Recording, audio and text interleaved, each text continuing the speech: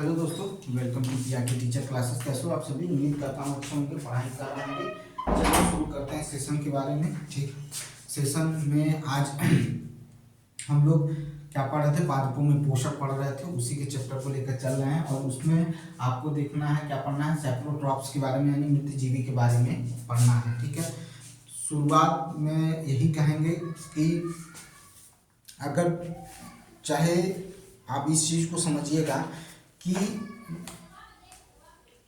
आपका हर एक दिन, ठीक है, समय जो है इस तरह से बीत रहा है।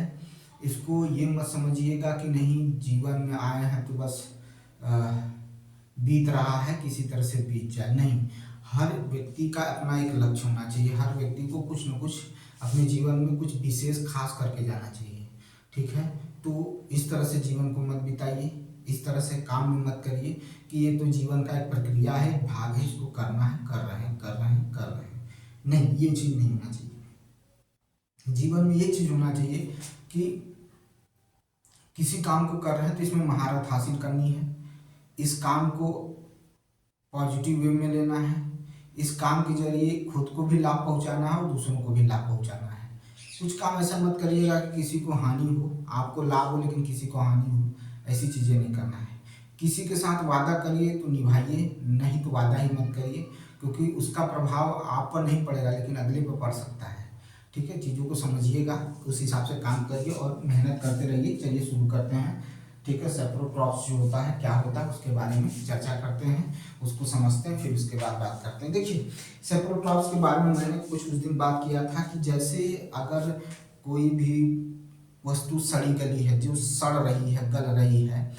अब जैसे गांव में क्या होता है, एक जगह पर गोबर क्या किया जाता है, चाहे गाय का गोबर होता है वो इकट्ठा कर दिया जाता है, या लकड़ी कटी हुई है तो वो कहीं एक जगह इकट्ठा रखी हुई है। तो जब बारिश होती है, अधिकतर आप नमी के समय देखेंगे तो उसमें देखेंगे कि आपको छतरी नुमा क्या हो जाता है, एक पौधा उगना शुरू कर देता है। ठीक है, क्या होता है, छतरी नुमा एक पौधा उगना शुरू कर देता है।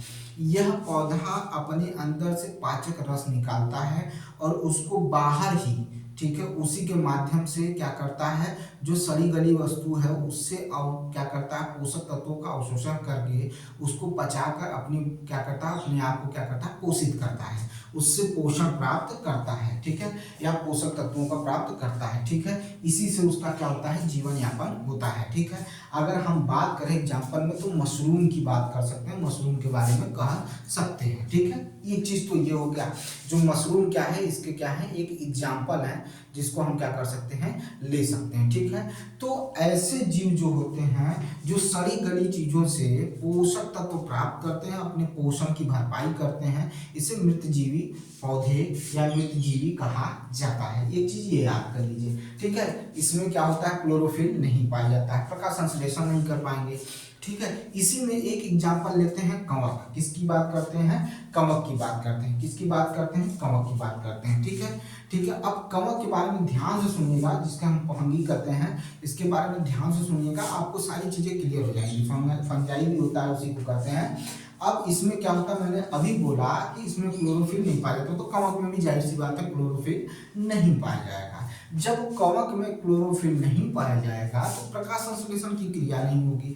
जब प्रकाश संश्लेषण की क्रिया नहीं होगी तो ये अपना भोजन नहीं बना पाएंगे। ये पौधे मृतजीवी होते हैं और परजीवी के रूप में भी अपना जीवन व्यतीत करते हैं। मृतजीवी होते हैं, मृतजीवी मतलब मृत पर जीवित रहने वाले, ठीक है, और परजीवी मतलब दूसरे पर ही आश्रित रहने वाले, तो परजीवी भी हो गए। ठीक है, जीते हैं। और इनकी कोशिका भित्ति जो होती है, जो ये पौधे होते हैं इस तरह के, इनकी कोशिका भित्ति काइटिन की बनी होती है। यानी जो फंगाई है या फंजाई है, जो फंगी है, उसकी कोशिका भित्ति किसकी बनी होती है, तो काइटिन की बनी होती है। किसकी बनी होती है, काइटिन की बनी होती है। ठीक है, कवक भोजन को पचाकर, ठीक है, पचाकर क्या करते हैं, पचाकर, और वो कहाँ पचाते हैं, तो शरीर के बाहर पचाकर, भोजन को शरीर के बाहर पहुंचाकर उसका अवशोषण कर लेते हैं। क्या करते हैं, अवशोषण कर लेते हैं। जैसे खमीर हो गया, जिसे ईस्ट कहा जाता है। क्या कहा जाता है, ईस्ट कहा जाता है, खमीर हो गया। ठीक है, खमीर के अलावा क्या हो जाएगा, फुफुंदी हो गया, ठीक है। और क्या हो जाएगा, मशरूम हो जाएगा। अभी बताए मशरूम में याद रखिएगा रिचेस्ट प्रोटीन जो होता है, यानी मशरूम में जो सबसे ज्यादा प्रोटीन होता है वो 80% के लगभग प्रोटीन पाया जाता है, ठीक है। समझ में आई बात। तो चलिए इसके बारे में पहले लिख लेते हैं थोड़ा सा समझ के, फिर उसके बाद आगे की तरफ चलते हैं, ठीक है। तो हमने क्या कहा कि कुछ जीव, कुछ पादप लिखिएगा, ऐसे भी होते हैं जो अपना भोजन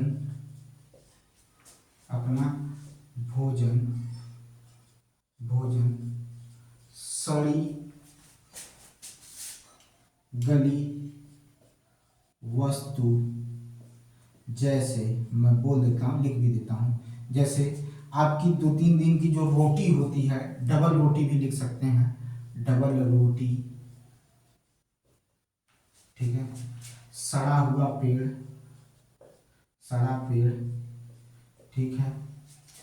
डबल रोटी, सड़ा पेड़, अचार, ठीक है। जो खराब होने वाले मतलब अचार होते हैं जो खराब होते रहते हैं, खराब होने वाले, ठीक है, जो खुले में रख दिए गए हैं जिसमें नमी आ गई है, अचार हो गए।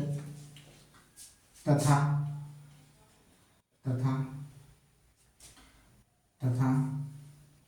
आप चमड़ा, ठीक है, चमड़ा आदि, ठीक है, अपना भोजन आदि से प्राप्त करते हैं, ठीक है, प्राप्त करते हैं। यह पादप अपने शरीर के बाहर पाचक रस, देखिए भाई ये एनसीईआरटी के शब्द है, वही लिखवा रहा हूं, पाचक रस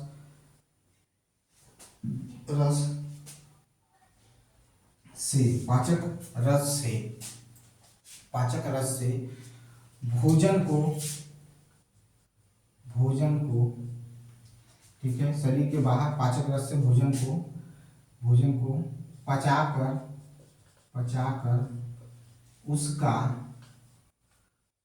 अवशोषण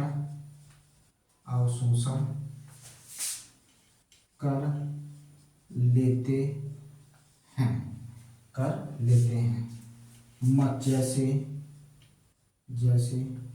मशरूम, ठीक है, क्या भाई, मशरूम हो गया, ठीक है। इसी में आता है, कौन आता है, तो फंगी आता है, जिसे कमक कहते हैं। क्या कहते हैं, कमक, क्या कहते हैं, कमक कहते हैं, ठीक है, फंगी, ठीक है। अब इसके बारे में जान लीजिए।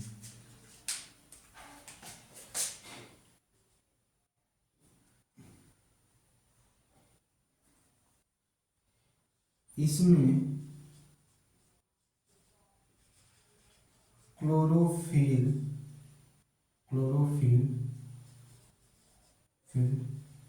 नहीं पाया जाता है, क्लोरोफिल नहीं पाया जाता है। यह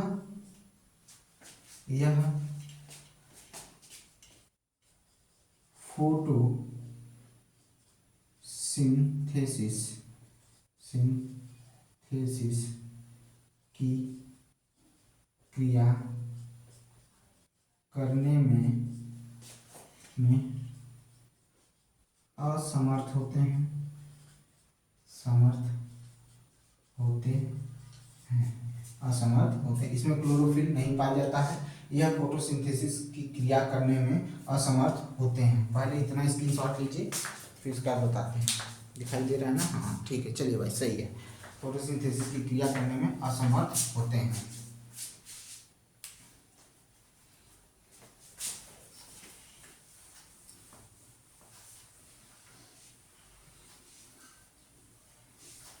ठीक है, फोटोसिंथेसिस की क्रिया करने में असमर्थ होते हैं। ये पौधे मृतजीवी तथा परजीवी के रूप में अपना जीवन व्यतीत करते हैं। यह पौधे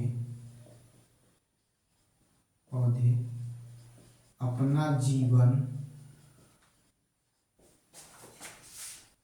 मृतजीवी तथा परजीवी के रूप में व्यतीत करते हैं। यह पौधे अपना जीवन मृतजीवी और परजीवी के रूप में क्या करते हैं? व्यतीत करते हैं। इनकी कोशिका भित्ति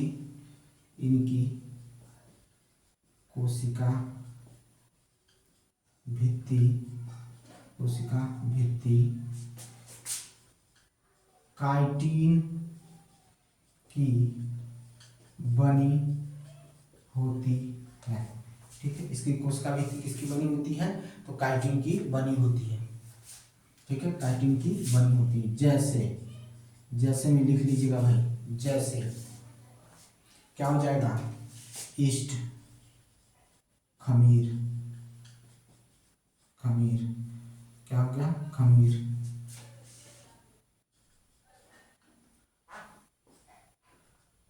क्या होगा?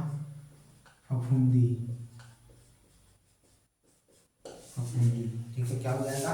फफूंदी हो जाएगा। क्या हो जाएगा? फफूंदी। ठीक है, फफूंदी क्या हो जाएगा? फफूंदी। ठीक है, MUCUR। ठीक है, ये हो गया। और मशरूम आप जान ही गए हैं, मशरूम मैंने आपको बता दिया है। ठीक है, मशरूम में 80% प्रोटीन पाया जाता है। इसको भी लिख लीजिएगा। 80% क्या होता है? प्रोटीन पाया जाता है। 80% क्या पाया जाता है भाई? प्रोटीन पाया जाता है। ठीक है, इसका स्क्रीनशॉट लीजिए पहले। चलिए, हो गया। अब थोड़ा सा और जान लीजिए। ये जो मृतजीवी होते हैं, ये मृतजीवी अक्सर आप देखेंगे हवा में मौजूद होते हैं, हमारे वायु में मौजूद होते हैं। और जब ये अपने कंडीशन के अकॉर्डिंग स्थिति पाते हैं, ठीक है, यानी अपनी व्यवहार के या जो इनकी स्थिति होती है उसके अनुकूल जब स्थिति पाते हैं तो ये धीरे से क्या करने लगते हैं? अपने को ग्रोथ करना शुरू कर देते हैं। ये मतलब अपने को बढ़ाना शुरू कर देते हैं, अपने जैसे नए जीवों का जन्म करना शुरू करते हैं। और ऐसी स्थिति कब देखने को मिलती है? तो ऐसी स्थिति हमेशा नम और उष्ण जगहों पर देखने को मिलती है। यानी वर्षा ऋतु में आपको देखेंगे ये बड़ी तेजी से फैलते हैं। ठीक है, बहुत ही तेजी से फैलते हैं। अब इनको नष्ट किस तरह से किया जाए, ये आप पर निर्भर करता है। ठीक है, कि कोई वस्तु को कितना ढक के रखना है, किसी वस्तु को नमी से कितना बचा के रखना है, ये आप पर निर्भर करता है। लेकिन एक चीज जान लीजिए, मैं लिखवा भी देता हूँ, उसमें कोई वो नहीं है, कि इनकी संख्या में वृद्धि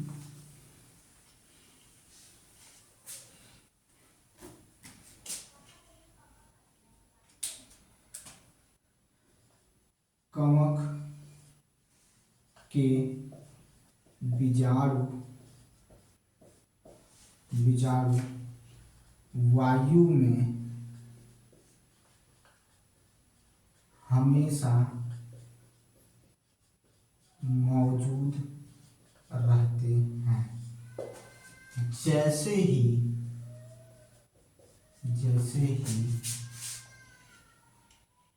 इनकी स्थिति के अनुकूल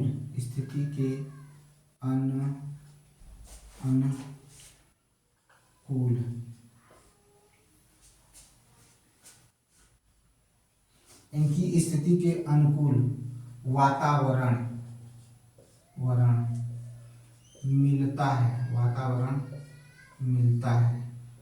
मिलता है। जैसे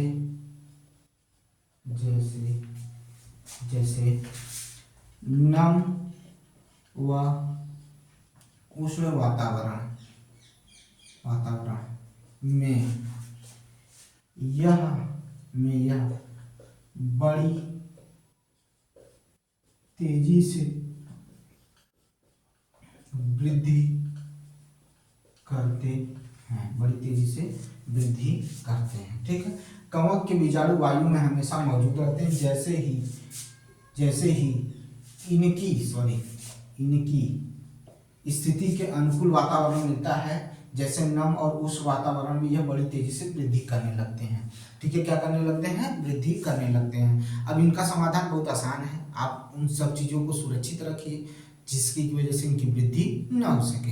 ये इसका एक स्वरूप बता दिया। अब हम पढ़ने चल रहे हैं सहजीवी संबंध के बारे में।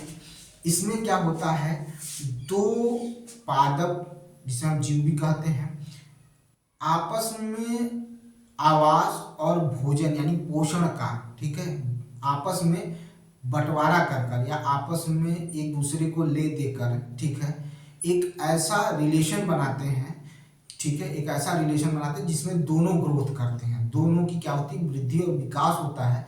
इसी संबंध को सहजीवी संबंध कहा जाता है। इसी संबंध को क्या कहा जाता है? सिम्बायोसिस भी कहा जाता है। इसी रिलेशन को क्या कहा जाता है? सिम्बायोसिस भी कहा जाता है, यानी सहजीवी संबंध कहा जाता है, सहजीवी संबंध कहा जाता है। ठीक है, उदाहरण में जैसे कवक जो होता है, जो कवक होता है वृक्ष की जड़ों में रहते हैं, और वृक्ष के कवक करा कि वृक्ष के कवक जो होते हैं वृक्ष की जड़ों में करते हैं और उसी से पोषक पदार्थों को प्राप्त कर लेते हैं। उसी से क्या करते हैं? उनकी जड़ों से ही पोषक तत्वों को प्राप्त करते हैं, अपने को वृद्धि करते हैं, अपने का क्या करते हैं? विकास करते हैं। दूसरा, जबकि शैवाल जो होता है, वो जो होता है उसमें क्या होता है? क्लोरोफिल पाया जाता है, क्लोरोफिल से अपना भोजन बना लेता है। ठीक है, एक चीज समझ में आई कि नहीं आई? तो जल और पोषण का अवशोषण सहायता मिलती है, ये इस तरह की चीजें देखने को मिलती है। तो इसी से संबंधित हम क्या पढ़ेंगे? एक और आता है लाइकेन, ठीक है, जिसमें सह संबंध, जो सहजीवी संबंध देखने को मिलता है वो किसके किसके बीच में मिलता है? तो कवक और शैवाल के बीच में सहजीवी संबंध देखने को मिलता है, तो उसी के बारे में पढ़ेंगे। ठीक है, तो चलिए पढ़ते हैं सिम्बायोसिस रिलेशनशिप, ठीक है, या सहजीवी संबंध कहते हैं, ठीक है, या सिर्फ सहजीवी हेडिंग डालते हैं पहले, उसके बाद।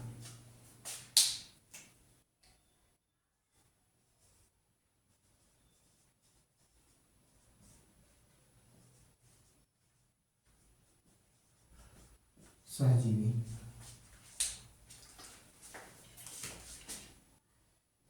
इसमें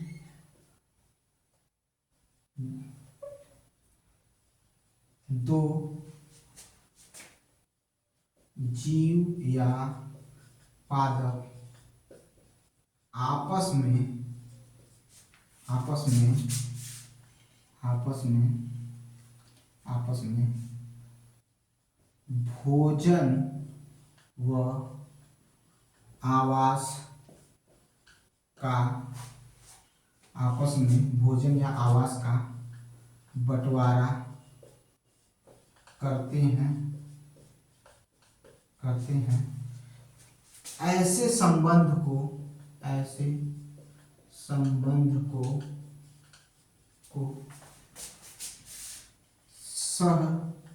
सहजीवी संबंध कहते हैं। सहजीवी संबंध कहते हैं। क्या कहते हैं? ऐसे संबंध को सहजीवी संबंध कहते हैं। उदाहरण के लिए कुछ कवक वृक्षों की जड़ों में रहते हैं, वृक्ष कवक को पोषण प्रदान करते हैं, बदले में उन्हें जल और पोषणों को अवशोषण करने में सहायता मिलती है। अब जैसे कह रहा है कि जो कवक होता है, ये कवक पौधों की जड़ों में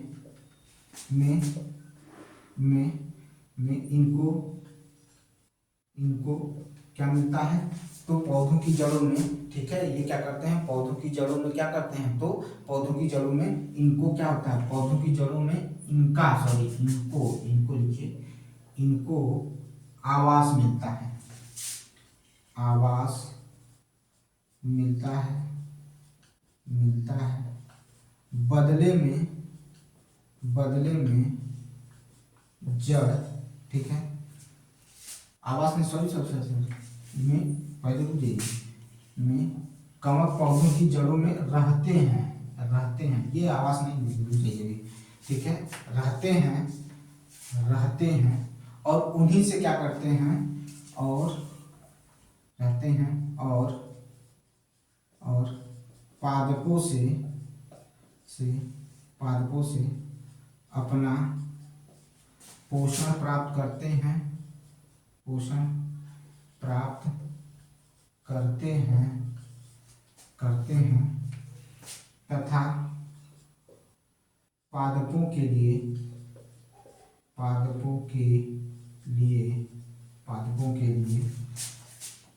जल व खनिज लवण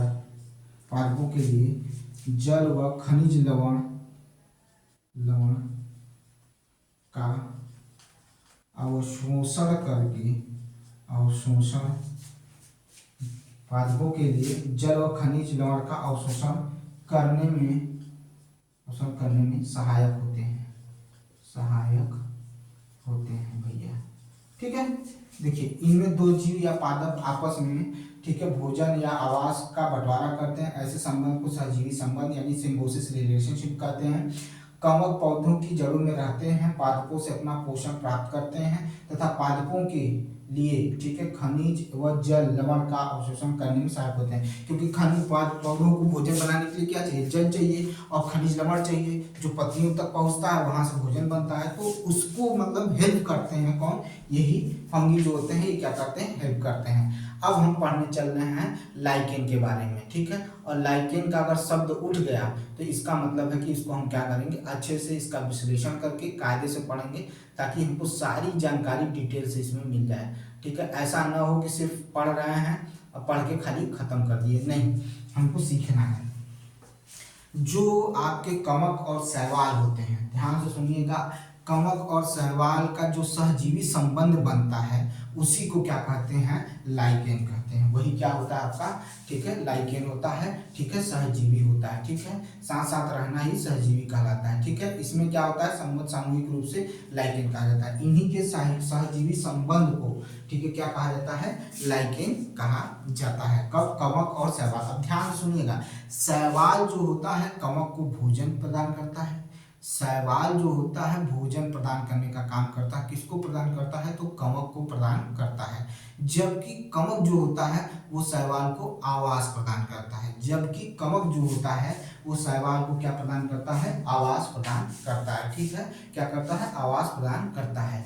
और इन दोनों का जो आपस में जो मिलने के बाद जो चीज बनता है लाइकेन, ये लाइकेन जो होता है यह प्रयोगशाला में इसका उपयोग किया जाता है अम्ल क्षार के परीक्षण के लिए। अम्ल क्षार का परीक्षण करना हो तो हम क्या करते हैं? लाइकेन का प्रयोग किया जाता है। और याद रखिएगा कि यह लाइकेन जो होता है ये प्रदूषण की जांच या प्रदूषण का पहचान कराने में, ठीक है, बहुत ही उपयोगी होता है। ठीक है, ये वहां पर उगते ही नहीं, वैसे स्थानों पर पाए ही नहीं जाएंगे जहां पर बहुत ज्यादा प्रदूषण होगा। जहां पर बहुत ज्यादा प्रदूषण होगा वहां लाइकेन आपको नहीं देखने को मिलेंगे। याद रखिएगा, वहां आपको लाइकेन नहीं देखने को मिलेंगे। ठीक है, वहां लाइकेन देखने को आपको नहीं मिलेंगे। ठीक है, तो पहले इसको इधर उतार लीजिए पहले। चलिए भाई आगे चलते हैं। ठीक है, अब हम पढ़ेंगे लाइकेन के बारे में। ठीक है, सहजीवी संबंध के बारे में पढ़ लिए हैं, इनका एक एग्जाम्पल है लाइकेन, उसको देखेंगे, उसके बाद आगे बढ़ेंगे। लाइकेन, ठीक है, लाइकेन, चलिए चलते हैं।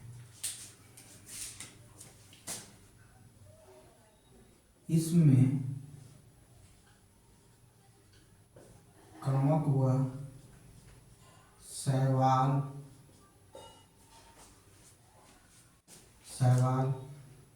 का सामूहिक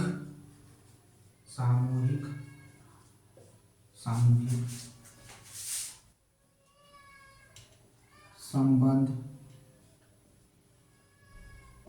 देखने को मिलता है। सामूहिक संबंध देखने को मिलता है। ठीक है, यह साथ साथ रहते हैं, यह साथ साथ रहते हैं, जिसे लाइकेन कहा जाता है। ठीक है, इसमें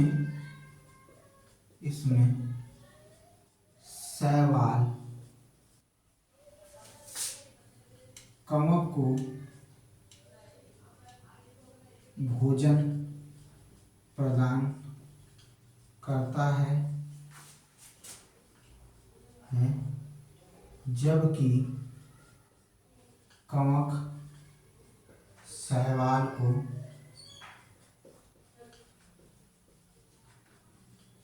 आवास प्रदान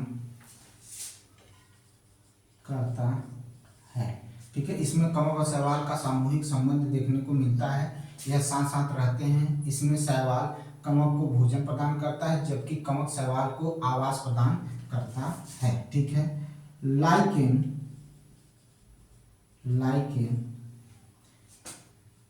अम्ल व क्षार का प्राकृतिक सूचक होता है, यानी आपको बता देगा कि कौन सा अम्ल है कौन सा क्षार है। ठीक है, लाइकेन पर अम्ल लगाने पर, टेस्ट करने पर वो कलर रेड हो जाता है और क्षार पर ब्लू देखने को मिलता है जब लाइकेन का यूज करते हैं। तो इससे पता चलता है कि कौन सा अम्ल है कौन सा क्षार है। यह उन जगहों पर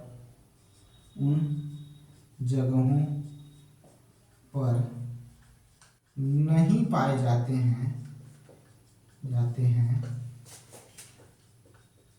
जहां प्रदूषण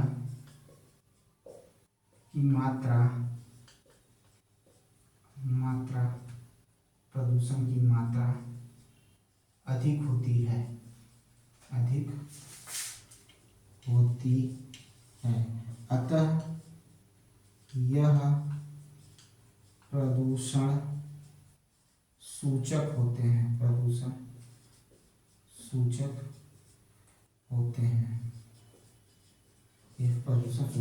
इसमें कवक और शैवाल का सामूहिक संबंध देखने को मिलता है। यह साथ साथ रहते हैं। इसमें कवक और शैवाल कवक भोजन प्रदान से शैवाल कवक को यही छूटता है भाई, यही मेरी थोड़ी सी कमी है।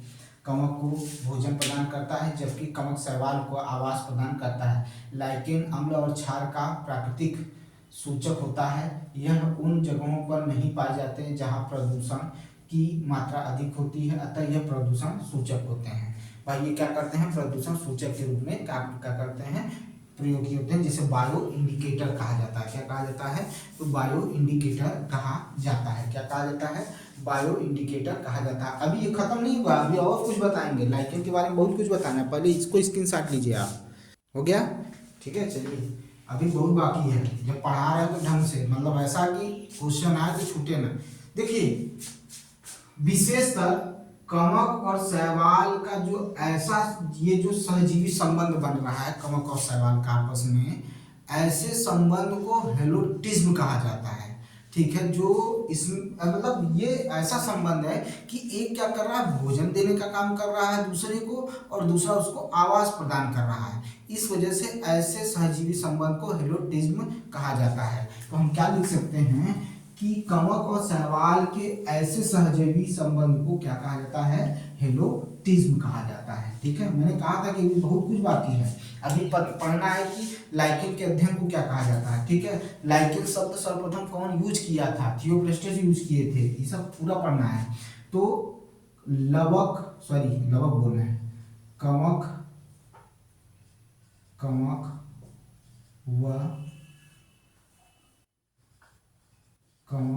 व शैवाल के ऐसे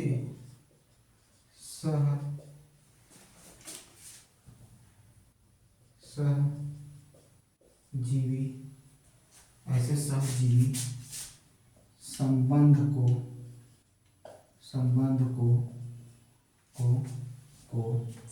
को ऐसे सहजीवी कवक और शैवाल के ऐसे सहजीवी संबंध को हेलोटिज्म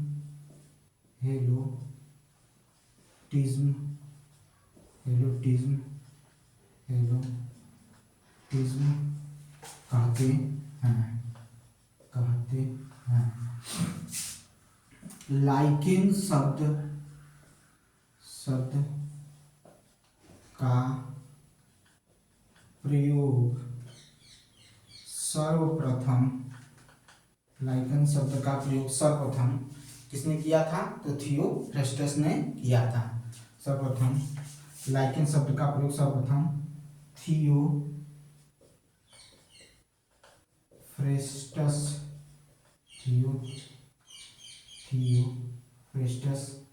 ने किया था। थियोफ्रेस्टस ने किया था। ठीक है, याद रखिएगा, लाइकेन शब्द का प्रयोग थियोफ्रेस्टस ने सर्वप्रथम किया था। ठीक है, लाइकेन शब्द का प्रयोग सर्वप्रथम किसने किया था? तो थियोफ्रेस्टस ने किया था। किसने किया था? तो थियोफ्रेस्टस ने किया था। ठीक है भाई, क्लियर है, कोई कंफ्यूजन नहीं होना चाहिए। अब ध्यान से सुनिएगा, यह मृदा की उर्वरता में सहायता प्रदान करते हैं। ये पौधे, ये जो संबंध है या लाइकेन जो होता है, यह मृदा की उर्वरता में सहायता प्रदान करते हैं। लाइकेन मृदा की उर्वरता में सहायता प्रदान करते हैं। ठीक है, लाइकेन ये पहला है, ये इस तरह से स्टार बना लीजिए। ठीक है, सहायता प्रदान करते हैं। ठीक है, क्या करते हैं? सहायता प्रदान करते हैं। अब लाइकेन में जनन कितने प्रकार के होते हैं? तो लाइकेन में जनन 3 प्रकार के होते हैं। एक कायिक होता है, एक लैंगिक होता है और एक अलैंगिक। तीनों प्रकार के प्रजनन की क्षमता लाइकेन में पाई जाती है। ठीक है, लाइकेन में प्रजनन 3 प्रकार से होते हैं, लैंगिक, अलैंगिक और कायिक। देखिए हम क्या कह रहे हैं, लाइकेन में प्रजनन, लाइकेन में प्रजनन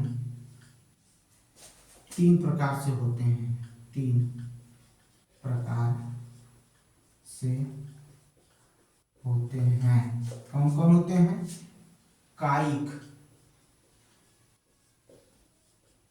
लैंगिक व अलैंगिक। लैंगिक, लैंगिक, अलैंगिक। ठीक है, और लैंगिक। ठीक है, देख लीजिए भाई, लैंगिक, अलैंगिक, अच्छा यहाँ पर कर रहेगा अलैंगिक। ठीक है, कायिक, लैंगिक और अलैंगिक। ठीक है, और लैंगिक तीनों प्रकार की प्रजनन इसमें पाए जाते हैं। यहाँ तक कि मिट्टी की उर्वरता को क्या करते हैं? बढ़ाने का काम करते हैं। अच्छा, प्रदूषक में सबसे अच्छा प्रदूषक की पहचान किसकी करते हैं? तो लाइकेन, लाइकेन, लाइकेन प्रदूषक में सबसे अच्छा पहचान, सबसे अच्छा पहचान SO2 का करते हैं। ठीक है, नीचे लिख दिया हूं कि SO2 में, ठीक है, इसका पहचान, सल्फर डाइऑक्साइड का पहचान बहुत अच्छे से करते हैं। कौन करते हैं? लाइकेन करता है, याद रखिएगा। प्रदूषक के तो सिर्फ पहचान करते ही हैं, लेकिन उसमें भी किसका करते हैं? उसमें भी ये किसका करते हैं? SO2 का करते हैं। याद रखिएगा, किसका करते हैं? SO2 का करते हैं। ठीक है, क्लियर है, ये सब चीजें एकदम कंफ्यूजन नहीं होना चाहिए भाई। ठीक है, क्योंकि मोस्ट इंपॉर्टेंट यहाँ से डिटेल निकल कर आ रही है, इसी को तो हमें पढ़ाना था और यही आपको बताना था। ठीक है, याद रखिएगा। ठीक है, हो गया भाई।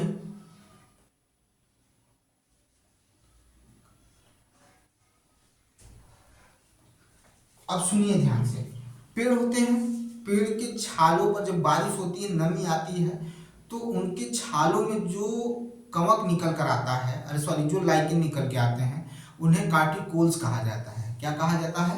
कार्टिकोल्स कहा जाता है। क्या कहा जाता है? कार्टिकोल्स कहा जाता है। और ऐसा अक्सर तभी होता है जब बारिश होती है, पेड़ भीगते हैं, पेड़ के छाल जो भीगते हैं उनमें नमी आती है और थोड़ा सा उस परिवर्तन देखने को मिलता है, उस वातावरण देखने को मिलता है। तो वहां पर जो कवक निकल, लाइकेन निकल के आते हैं, उन्हें कार्टिकोल्स कहा जाता है। उन्हें क्या कहा जाता है? कार्टिकोल्स कहा जाता है। जबकि अगर हम पर्वतों पर बात करें, पहाड़ों पर बात करें, पहाड़ों की चट्टानें जो होती हैं, चट्टानों पर जब पानी बारिश होती है, नमी आती है, तो चट्टानों पर जो लाइकेन देखने को मिलते हैं उसे सेक्सी कोल्स कहते हैं। क्या कहते हैं? सेक्सी कोल्स कहते हैं। क्या कहते हैं? सेक्सी कोल्स कहते हैं। तो चलिए उसको भी लिख लेते हैं। ठीक है, देखिए हम क्या बोल रहे हैं,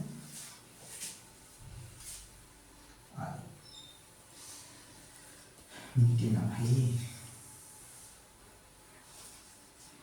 बोला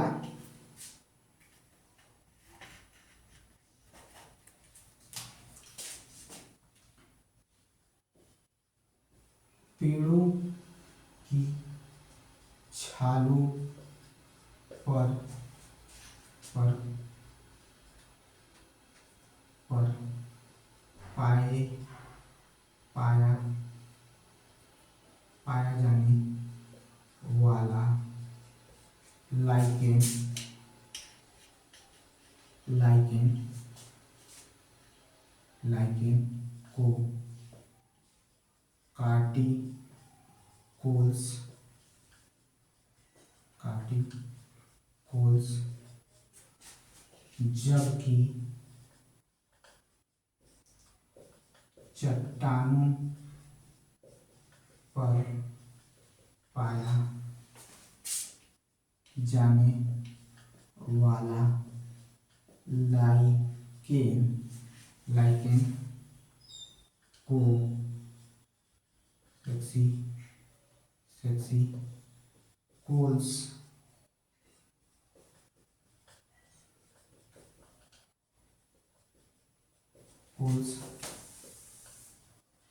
कहते हैं।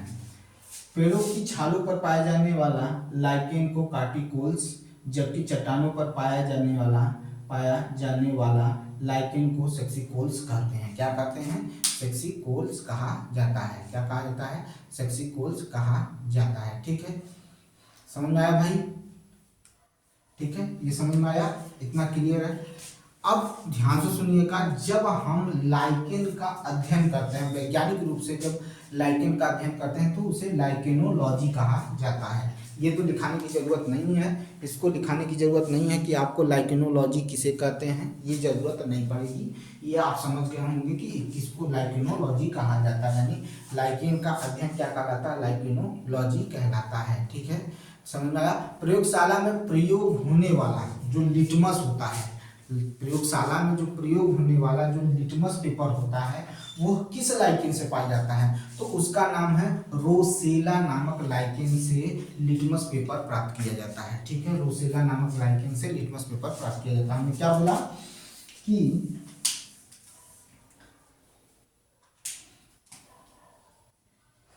प्रयोगशाला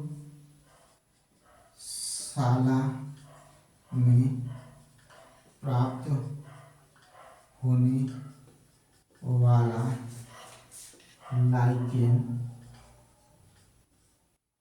रोसेला से नहीं यार, गलत लिख दिए।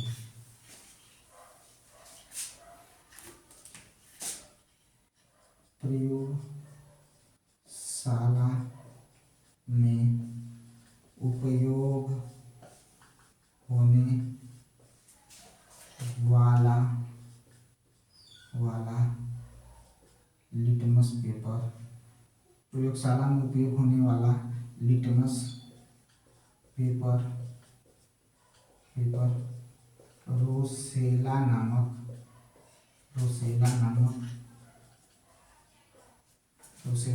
लाइकेन से प्राप्त होता है।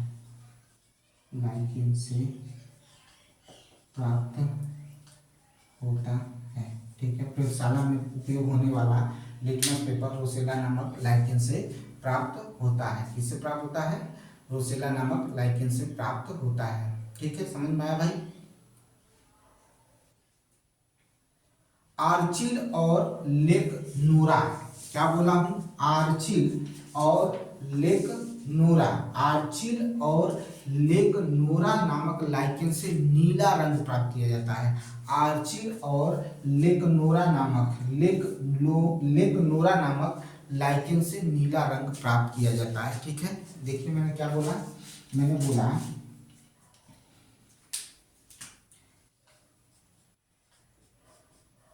आर्चिल तथा लेकनोरा नामक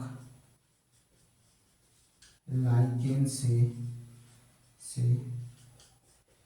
नीला रंग प्राप्त होता है। नीला रंग प्राप्त होता है। ठीक है, आर्चिल तथा लेकनोरा नामक, ठीक है, लेकनोरा नामक लाइकेन से नीला रंग प्राप्त होता है। हमें क्या प्राप्त होता है? नीला रंग प्राप्त होता है। क्या प्राप्त होता है? नीला रंग प्राप्त होता है। ठीक है बेटा, नीला रंग प्राप्त होता है। ठीक है,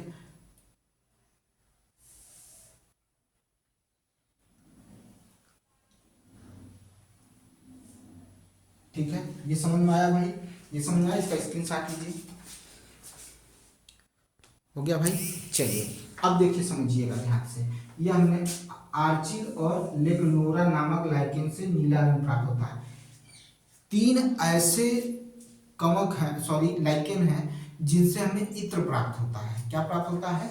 इत्र प्राप्त होता है। तीन ऐसे कवक हैं जिनसे हमें क्या प्राप्त होता है? तीन इत्र प्राप्त होते हैं। उनका भी नाम जान लीजिए, उनको भी लिखना बहुत जरूरी है। ठीक है, देखिए एक है आपका क्या है, तो लोबेरिया है। ठीक है, लोबेरिया, क्या जे पर इसको मिटाते हैं, लोबेरिया है। फिर क्या है, एक है इरवेनिया है, और एक क्या है आपका रेमे नीला है। क्या है? रेमे नीला है। ठीक है, रेमे नीला है। इनसे क्या होता है? इत्र बनता है। फिर से सुन लीजिएगा, लोबे, नाम थोड़ा सा उटपटांग है, लेकिन बार बार रिवाइज करेंगे तो याद हो जाएगा।